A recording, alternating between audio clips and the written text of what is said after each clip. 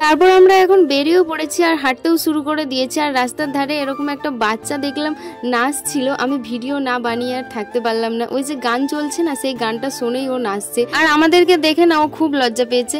সে যাই হোক, এখন আমরা চলে এসেছি চাইপাটে। আর হ্যাঁ, আমরা যেহেতু শুধু মেয়েরাই বেরিয়েছিলাম সেই জন্য বেশি দূর যাইনি, আমরা চাইপাট সোনাখালি এই দুটো জায়গায় গিয়েছিলাম আর মাঝে ওই জটা ঠাকুর পড়েছিল সেইগুলোই দেখেছিলাম। আর চাইপাটের প্যান্ডেলটা ঠিক এই রকম হয়েছিল আর ভেতরটা তো দেখতেই পাচ্ছ পুরো দারুণ। আর ঠাকুরটা দেখে সত্যি কথা বলতে পুরো চোখ তো সরানোই যাচ্ছিল না, যেটা তোমরা দেখতেই পাচ্ছ। সত্যি লাইটগুলোর জন্য যেন আরো সুন্দর লাগছে। আর হ্যাঁ, আরেকজনও যে আমাদের সাথে ঠাকুর দেখতে এসেছে তার কথা তো তোমাদেরকে বলাই হয়নি। এটা হচ্ছে সোমাদির দিদির ছেলে।